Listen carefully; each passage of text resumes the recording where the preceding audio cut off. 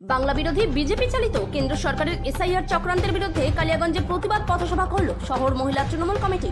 সোমবার রাতে কালিয়াগঞ্জ শহরের প্রাণকেন্দ্র বিবেকানন্দ মোড়ে রায়গঞ্জ বালুরঘাট রাজ্য সড়কের পাশে শহর মহিলা তৃণমূল সভানেত্রী শম্পা কুণ্ডু এবং সহ সভানেত্রী উমাপাল গাঙ্গুলির নেতৃত্বে এই প্রতিবাদ সভার আয়োজন করা হয়। এদিনের প্রতিবাদ পথসভায় প্রধান বক্তা হিসেবে উপস্থিত ছিলেন উত্তর জেলা মহিলা তৃণমূল সভানেত্রী চৈতালি ঘোষ সাহা।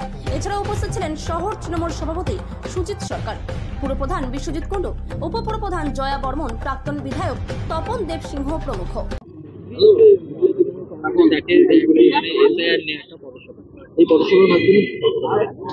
দেখুন, আমাদের যে এসআইআর নিয়ে আজকে যে প্রতিবাদ পথসভা রয়েছে, আজকে বাংলা বিদ্বেষী যে বিজেপি সরকার, তিনি সবসময় বাংলাকে বঞ্চিত করে রাখছেন প্রত্যেকটা জায়গা থেকে।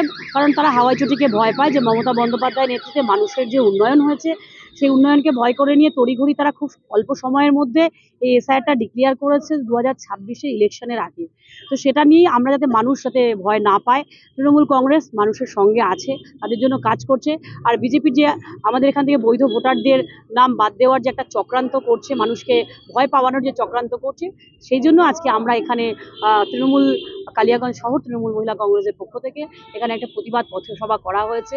যে আজকে এত স্বল্প সময়ের মধ্যে এসআইআর যেভাবে করা হচ্ছে, বাংলাকে চক্রান্ত করা হচ্ছে, বাংলার বৈধ ভোটারদের নাম বাতিল করার জন্য, সেটা আমরা প্রতিবাদ জানাচ্ছি।